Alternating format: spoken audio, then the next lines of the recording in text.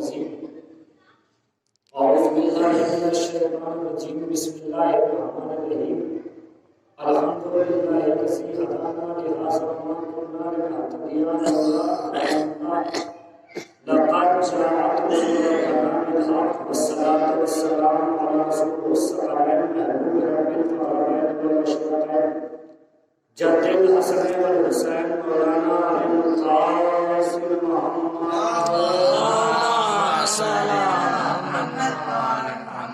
وعليه الطيبين الطاهرين المعصومين المظلومين المنتخبين المنتجبين أظهر الله عنهم الرجس أهل البيت والطاهر المنتقبين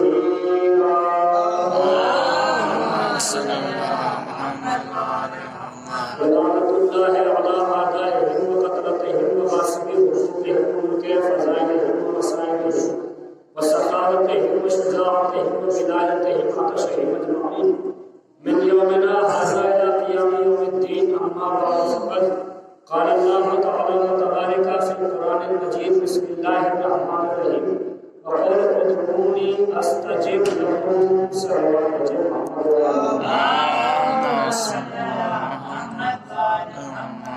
اس سے بہتر صلوات پڑھیں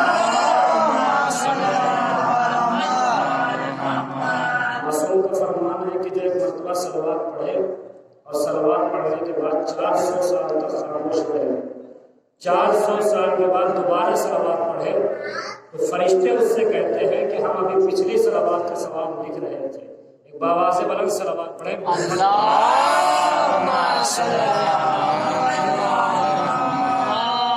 حرم ہے حضرت چار قاسمین اور خصوصی صدقہ ہے شہزادی کونین مادر حسنین صدیقہ طاہرہ راضیہ مرضیہ عذرا بطول حورہ انسیہ جناب فاطمۃ الزہرا سلام اللہ علیہا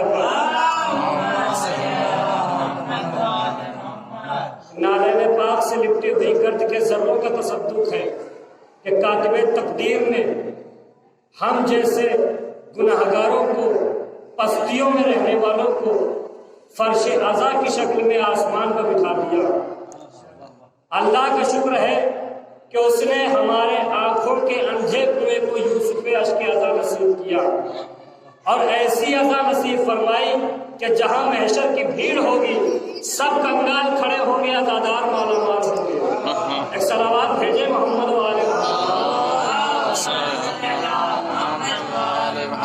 جہاں سب کنگال کھڑے ہوں گے اب توجہ چاہ رہا ہوں جہاں سب کنگال ہوں گے وہاں عزادار مالا مال ہوں گے آغاز کائنات سے لے کر یہاں سے مجلس کا آغاز کر رہا ہوں آغاز کائنات سے لے کر ہر پاکیزہ مخلوق کی تمنا رہی کہ پروردگار مجھے اتنا بلند کر دے کہ فرشتوں میں بٹھا دے مجھے اتنا مرتبہ دے دے کہ فرشتوں کے برابر بیٹھوں فرشتوں کے پہلو میں بیٹھوں لیکن ہائے عزاداروں کا مقدر جب آپ فرش اعضا پہ آتے ہیں تو فرشتے تمنا کرتے ہیں پروردگار ہمیں ان عزاداروں میں بٹھا دے صلوات بھیجے محمد والے فرشتے تمنا کرتے ہیں پروردگار ہمیں ان عزاداروں میں بٹھا دے دیکھیں عبادتوں کے مختلف ابواب ہیں جو رسولوں کے ذریعے اماموں کے ذریعے ہم تک آئے ہیں وہ کیا ہے کہ نماز پڑھو عبادت ہے روزہ رکھو عبادت ہے حج کرو عبادت ہے خمس نکالو عبادت ہے زکوٰۃ دو عبادت ہے یہ ساری چیزیں ہیں عبادت مگر ہر عبادت وقت کی پابند ہر عبادت وقت کی پابند تنہا عبادت ہے مجلس حسین تنہا عبادت ہے مجلس حسین کیا پوچھتے ہو مجلس واجب ہے کہ سنت آ جاتی ہے بس یاد یہی آ کے شریعت روزوں کی نمازوں کی بھی طے کی گئی ساتھ لیکن ہے جدا مجلس سرور کی عبادت ارے صدیاں ہوئی پر اشک رواں بند رہی ہے شبیر کا غم وقت کا پابند نہیں صلوات بھیجے محمد والے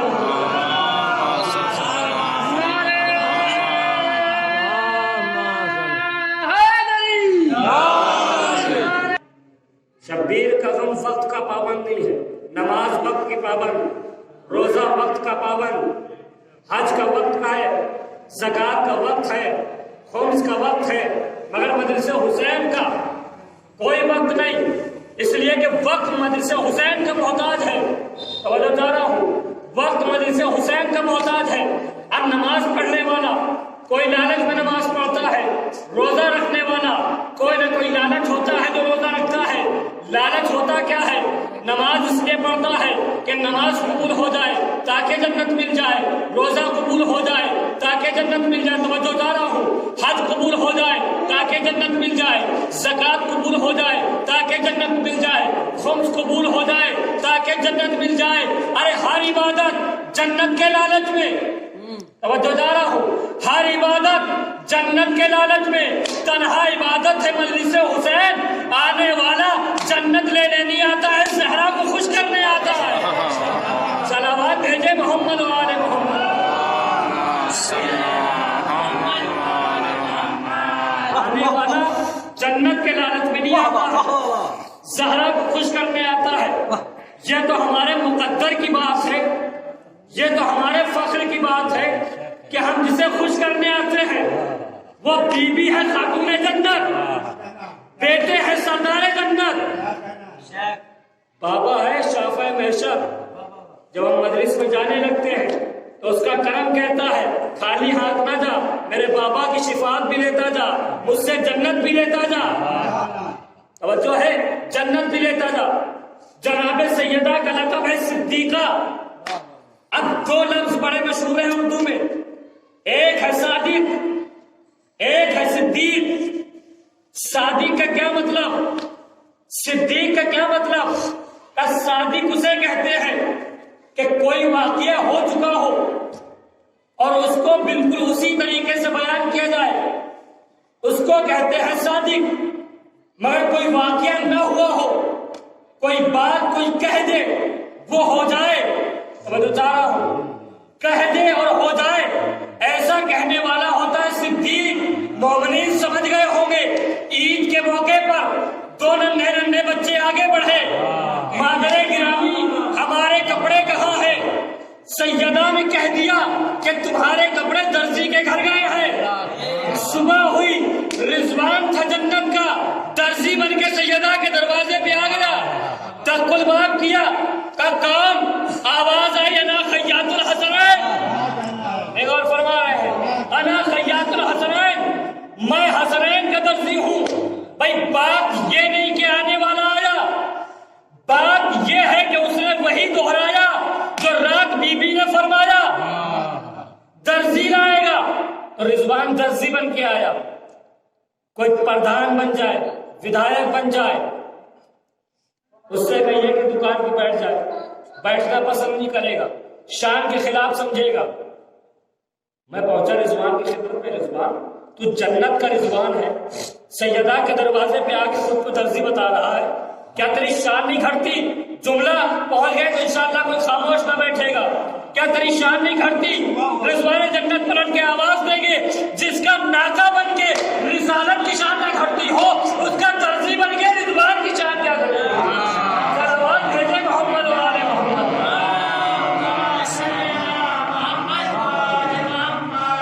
جس کا ناکا بن کے رسالت کی شان نہ گھٹتی ہو، اس کا درزی بن کے رضوان کی شان کیا گھٹے گی؟ جنت کی چیزیں جنت کے باہر جاتی نہیں ہے، یہ قانون مشیت ہے۔ کہ یہ قانون کب بنا؟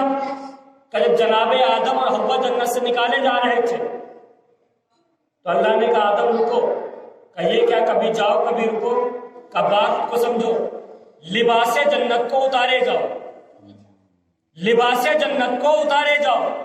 لباس جنت کو اتروا لیا، کہ پروردگار اتروائے کیوں لے رہا ہے؟ کہ جنت کا قانون ہے کہ جنت کا لباس جنت میں رہے، جنت کے باہر نہ جائے۔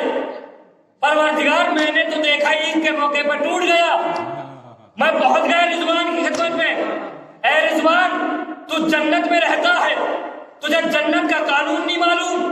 کہ جنت کا قانون کیا ہے؟ کہ جنت کا قانون یہ ہے کہ جنت کا لباس جنت میں رہے، جنت کے باہر نہ جائے۔ اے رضوان بتا لباس کیوں لایا، قانون کیوں توڑا؟ رضوان جنت آواز دیں گے، کیا کہیں گے؟ کہ اس نے بھیجا کیوں؟ میں نے ہاتھ جوڑے پروردگار، جب تیرا قانون تھا کہ جنت کا لباس جنت میں رہے گا، جنت کے باہر نہیں جائے گا، بتا لباس کیوں بھیجا؟ قانون کیوں توڑا؟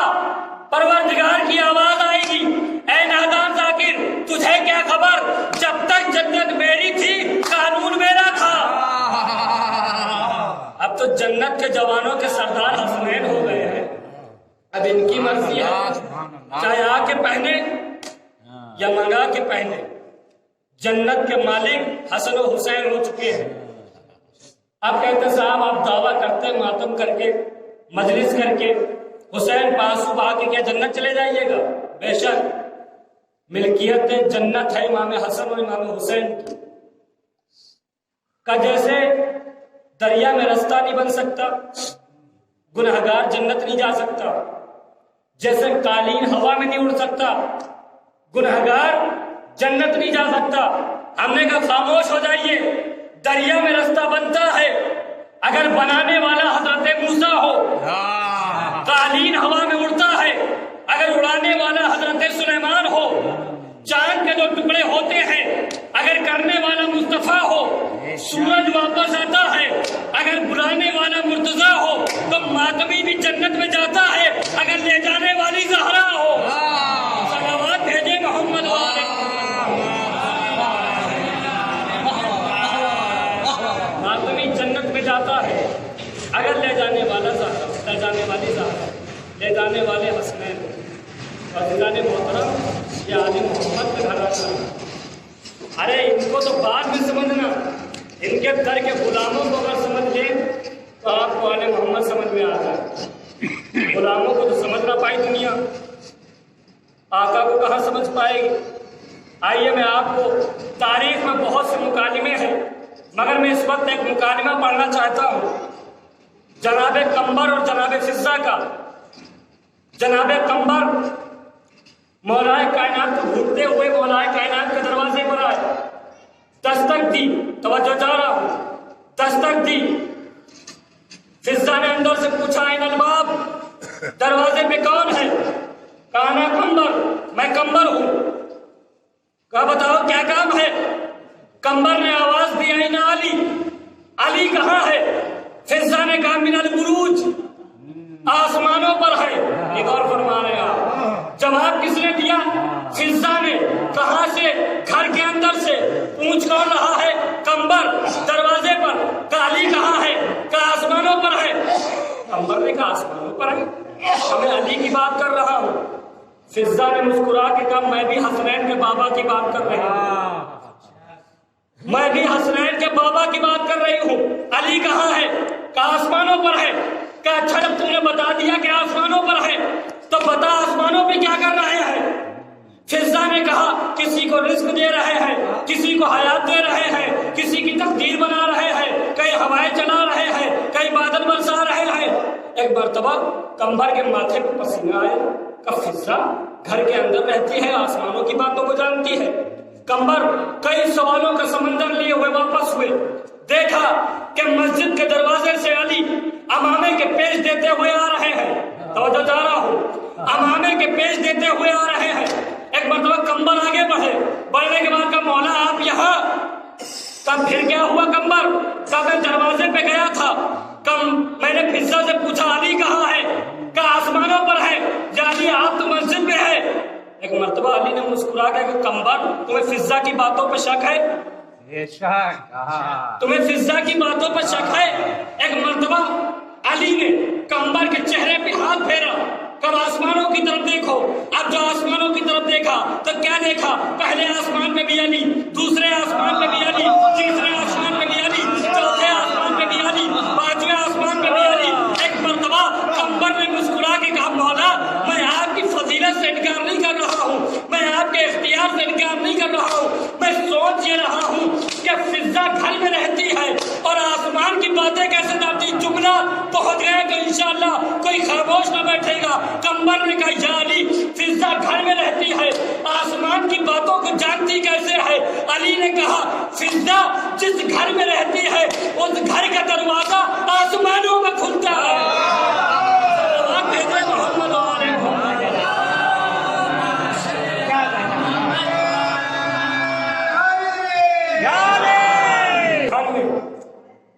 فضا رہتی ہے، اس گھر کا دروازہ آسمانوں پر کھلتا ہے. کون جانے دروازے کی شان کیا ہے؟ ارے رسول کسی کے دروازے پہ رکتے نہیں، مگر سیدہ کا دروازہ ایسا ہے کہ سیدہ کے دروازے پہ آ کے رسول رکتے ہیں اور سیدہ کو سلام کرتے ہیں. سیدہ کو سلام کرتے ہیں. سیدہ کی عظمت کو کوئی کیا جانے کہ در سیدہ ہے کیا؟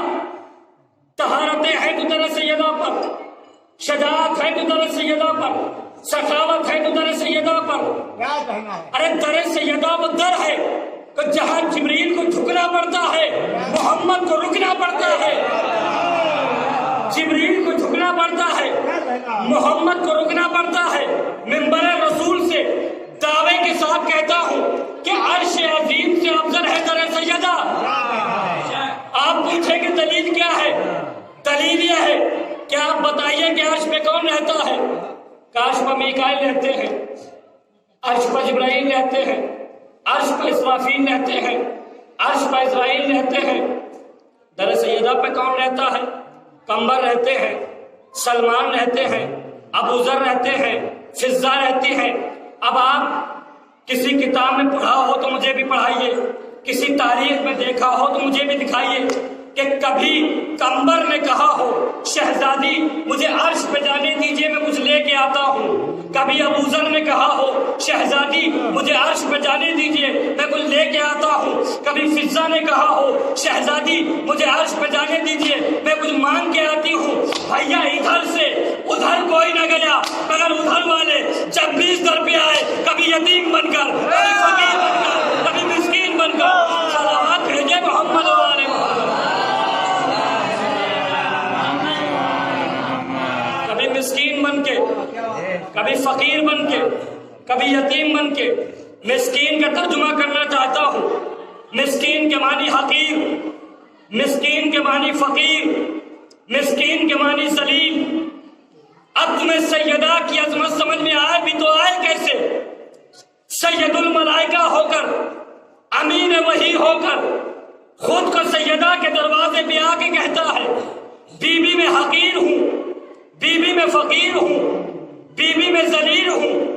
بھیا جبرائیل نے دو ہی جگہ اپنے کو ذلیل سمجھا. یا قدیر کے سامنے جب اللہ نے خلق کیا تو پوچھا من انا و من انت، تو کون ہے اور میں کون ہوں؟ جبرائیل نے کہا انا انا و انت انت، میں ہوں تو ہے. مولا کائنات کھڑے ہوئے جبرائیل کا بازو پکڑا. اے جبرائیل کیا میں تو لگا رکھا ہے؟ کہہ دے انت ربی الجلیل وانا عبدک الذلیل، تو میرا عزت دار رب ہے میں تیرا ذلیل بندہ ہوں. آواز قدرت آئی، جواب بھی لاجواب ہے، استاد بھی لاجواب.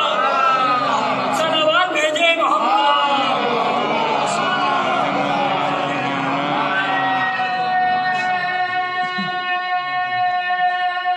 مل گئے جواب بھی لاجواب ہے، استاد بھی لاجواب ہے. جناب سیدہ کی عظمت کو کوئی کیا جانے؟ جناب سیدہ دربار میں جو گئی ہے تو جائیداد لینے نہیں گئی، پراپرٹی لینے نہیں گئی، اپنے کو وارث ثابت کرنے نہیں گئی، بلکہ اللہ کو عادل ثابت کرنے گئی. اگر جناب سیدہ دربار میں نہ جاتی تو زہرا نبی کی وارث تو رہ جاتی، اللہ عادل نہ رہ جاتا. کیا کہنا؟ توجہ جا رہا ہوں، اللہ عادل نہ رہ جاتا. جیسے بی بی نے کہا یہ فدق میرا ہے، میرے بابا نے مجھ کو لکھ کے دیا، تو اس نے حدیث پڑھی.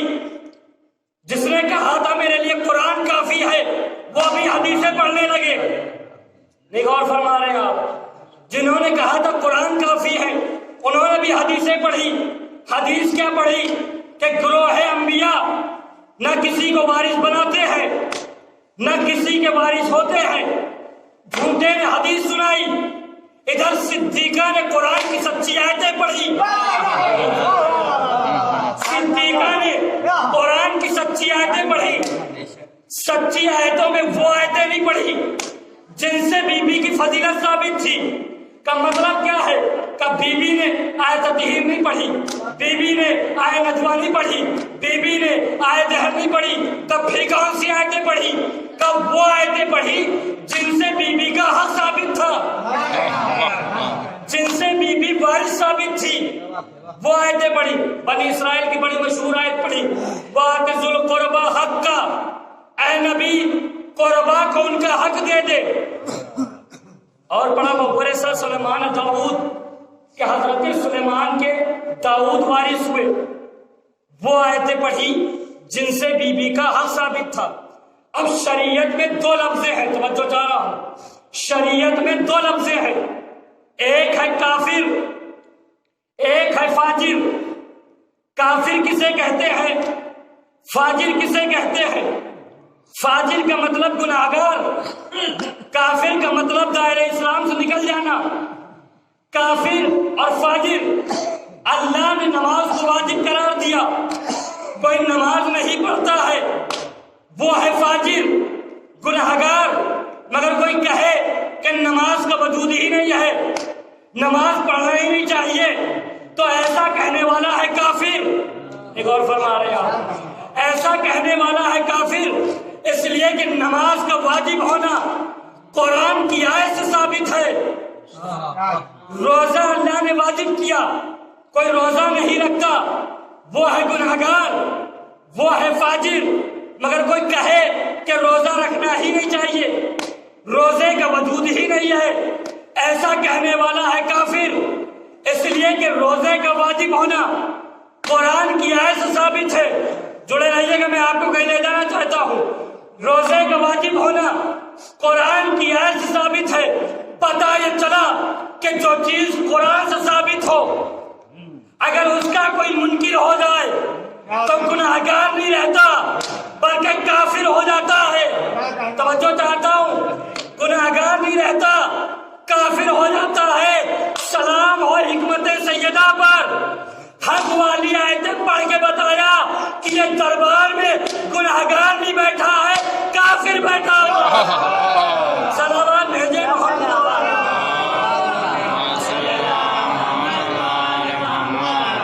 یہ دربار میں گناہگار نہیں بیٹھا ہے، کافر بیٹھا ہوا۔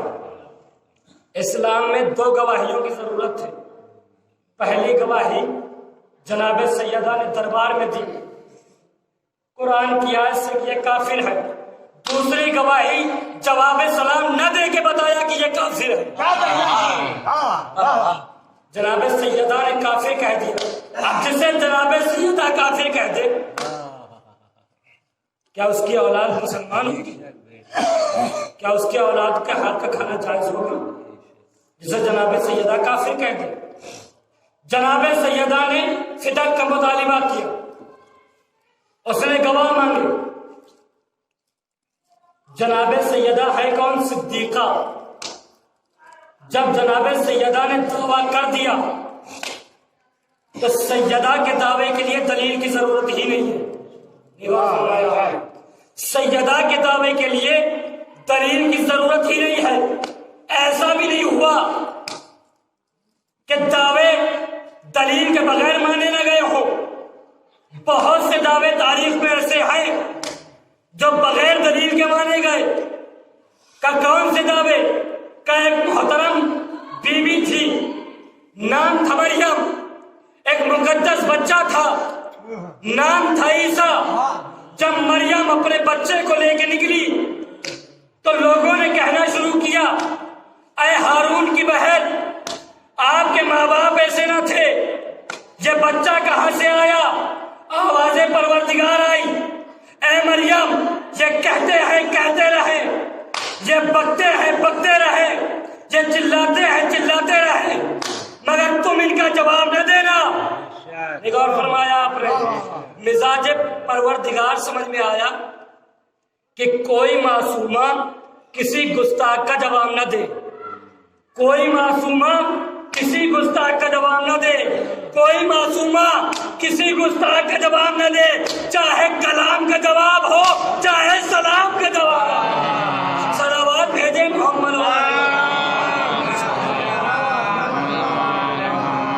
چاہے کلام کا جواب ہو چاہے سلام کا جواب ہو۔ جناب عیسیٰ آغوش میں دعویٰ کرنا شروع کیا، انی عبداللہ آتانی الکتاب وجعلنی نبیہ، میں اللہ کا بندہ، اللہ نے مجھے کتاب دے کے بھیجی اور میں نبی بنا کے بھیجا گیا۔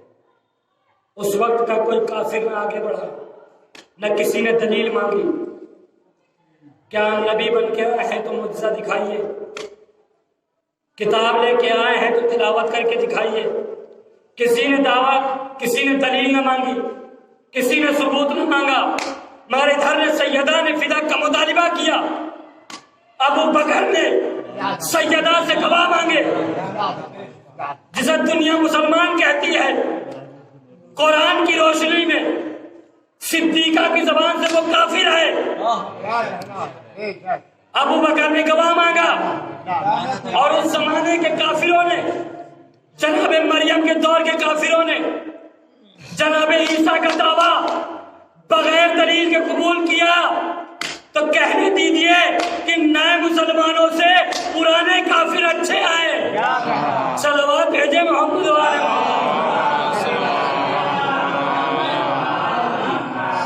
نئے مسلمانوں سے پرانے کافر اچھے۔ کہ جناب سیدہ کو اتنی فدق کی کیا ضرورت تھی جو لینے پہنچ گئی؟ لوگ کہتے ہیں کہ جناب سیدہ فدق لینے کیوں گئی، مانگا کیوں؟ جب معلوم تھا کہ نہیں ملے گا تو مانگا کیوں؟ تو میں ان سے کہنا چاہتا ہوں کہ رسول سے پوچھو جا کے، کیا معاذ اللہ رسول کو نہیں معلوم تھا کہ کاغذ اور قلم نہیں ملے گا؟ تو مانگا کیوں؟ کہ تحقیق کے راستے سے میرے حجرے تک آؤ، میں نے کاغذ اور قلم مانگا، دو نجس ہونٹ ہلے، ایک ذلیل زبان چلی، ایک منافق بے نقاب ہو گیا۔ غور فرمایا آپ نے، ایک منافق بے نقاب ہو گیا۔ ارے باپ نے کاغذ اور قلم مانگ کے منافق کو بے نقاب کیا، بیٹی نے فدق مانگ کے منافق کو بے نقاب کیا۔ بس فرق یہ ہوا کہ جس کو باپ نے بے نقاب کیا وہ تھا دوسرا والا، جسے بیٹی نے بے نقاب کیا وہ تھا پہلا والا۔ غور فرما رہے آپ، تو پتہ یہ چلا کہ دوسرا پہلے بے نقاب ہوا، پہلا بعد میں بے نقاب ہوا، دوسرا پہلے بے نقاب، پہلا بعد میں بے نقاب۔ تبھی سے قانون لعنت بھی بن گیا کہ دوسرے پر پہلے لعنت، پہلے پر بعد میں صلوات بھیجے محمد والے۔ اس لیے کہ یہی وہ شہادت ہے کہ جس کو چھپانے کی سازشیں ہیں۔ یزید کو رضی اللہ لکھنے لگے، چاہتے یہ ہے کہ سیدہ کے قاتل سامنے نہ آئے۔ یہی وہ تاریخ ہے۔ اگر اس میں ہم کھل کے نہ پڑھیں گے کہ سیدہ کا دروازہ کس نے گرایا، بی بی نے حق کس سے مانگا، کس نے حق نہیں دیا، تو ہمارے قوم کے بچوں کو پتہ کیسے چلے گا کہ کون ہے بی بی سیدہ کا قاتل، کس نے دروازے پہ آگ اور لکڑیاں لا کے جمع کی۔ جو خلیفہ بنے ہیں، جو نام نہاد مسلمان بنے بیٹھے ہیں، یہ ہے جنہوں نے سیدہ کے دروازے پہ آگ اور لکڑیاں جمع کی۔ عزاداروں، کئی روایتیں ملتی ہیں شہادت کی۔ کچھ علماء نے لکھا ہے کہ 40 دن رسول کے بعد زندہ رہی، یعنی 8 ربیع الثانی کی شہادت ہوئی۔ کچھ علماء نے لکھا ہے کہ رسول کی شہادت کے بعد 75 دن زندہ رہی، اس حساب سے کل شہادت کی تاریخ ہے۔ اور کچھ علماء نے لکھا ہے کہ 90 دن جناب سیدہ زندہ رہی، یعنی 3 جمادی الثانی کو جناب سیدہ کی شہادت ہے۔ عزاداروں، تاریخ کوئی بھی ہو، دن کوئی بھی ہو، عزاداروں میں چند جملے صرف مصائب کے پڑھوں گا اور باقی انشاءاللہ کل آپ سنیں گے مکمل شہادت۔ کل بھی 6:30 بجے مجلس شروع ہو جائے گی شہادت کے عنوان سے۔ عزیزوں، زیادہ سے زیادہ عزائے فاطمیہ میں مجلس کیا کیجیے، اس لیے کہ جب ہم محرم میں روتے ہیں تو سیدہ کو پرسا دیتے ہیں، جب سیدہ پہ معلوم کریں گے تو حسن و حسین کو پرسا دیتے ہیں، زینب و ام کلثوم کو پرسا دیتے ہیں۔ آوازیں بلند ہو گئی، خدا آپ کو کوئی غم نہ لائے سوائے غم سرکار سید الشہداء، خدا آپ کو کوئی غم نہ لائے سوائے غم سرکار سید الشہداء۔ ہزاروں کلیجہ پڑ جاتا ہے جب یہ جملہ پڑھا جاتا ہے کہ جب دستور دنیا یہ ہے کہ جب انسان کے یہاں کوئی مر جاتا ہے تو لوگ آتے ہیں، پڑوس والے، ہمسائے والے، رشتہ دار، قریب والے آتے ہیں، تسلی دیتے ہیں، تعزیت دیتے ہیں، پرسہ دیتے ہیں، مگر آئے سیدہ جب رسول دنیا سے گئے تو امت دو مرتبہ آئی، ایک مرتبہ آگ و لکڑی لے کر آئی، ایک مرتبہ یہ کہنے آئی سیدہ سے کہہ دو یا دن میں رویا کرے یا رات میں رویا۔ جزاک اللہ، جزاک اللہ، خدا آپ کو کوئی غم نہ لائے سوائے نبی سرکار سید الشہداء کے۔ ہزاروں دل کھول کے پرسہ دینا، شب شہادت جناب سیدہ ہے،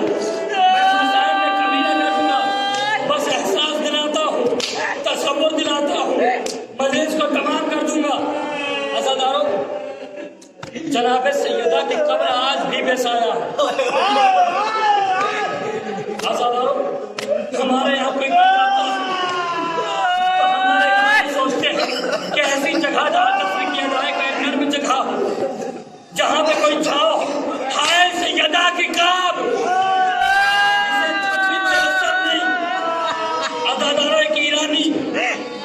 ایرانی آتا ہے مدینے میں، جنت البقیع کو دیکھتا ہے، اس کے ساتھ چند افراد ہوتے ہیں، جیسے ہی اس نے جنت البقیع کے قبرستان کو دیکھا، دیکھنے کے بعد اس نے ایک جملہ کہا کہ یہ مجھے قبرستان نظر نہیں آتا، یہ زندان نظر آتا۔ آنسو نہ روکتے آپ، عزاداروں، ایرانی نے کہا کہ ہمیں قبرستان نظر نہیں آتا، کہ ہمیں زندان نظر آتا ہے، اس لیے کہ ہم نے کسی قبرستان پہ سپاہیوں کو تعزیانہ لیتے ہوئے نہیں دیکھا۔ ہزاروں سپاہیوں کا پہرا، تعزیانوں کا پہرا۔ ایک مرتبہ اس ایرانی نے اپنے ساتھیوں سے کہا کہ اس قبرستان میں جناب سیدہ کی قبر کون سی ہے، جناب سیدہ کی قبر کون سی ہے؟ ایک مرتبہ ایک نے اشارہ کیا کہ وہ جو دو پتھر نظر آ رہے ہیں وہ جناب سیدہ کی قبر ہے۔ اس ایرانی نے سر و سینہ پیٹا، ایران کر رسول کے روضے کی طرف رک کر کے کہتا ہے یا رسول اللہ، معصومہ کم ایران میں آئی، ہم نے اتنا شاندار پایا، اگر آپ کی بیٹی فاطمہ بھی ایران میں آ جاتی تو ہم اتنا شاندار روزہ بنواتے۔ نبی کی بیٹی کے قبر پہ سایہ بھی نہیں۔ عزاداروں، آپ کی آوازیں بلند ہیں،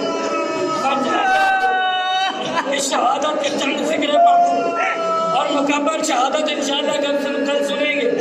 عزاداروں، بی بی سیدہ نے جب وقت وفات قریب پہنچا تو وصیتیں کرنا شروع کی۔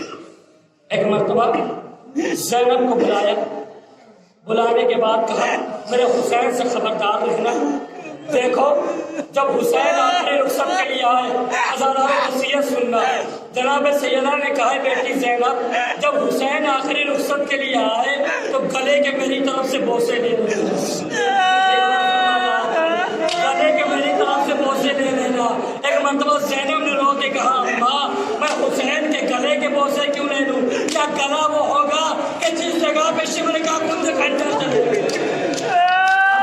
کے بعد علی کو بلایا، بہت سی وصیتیں کی، ایک وصیت کی اے علی میرے حسین کو پیاس بہت لگتی ہے،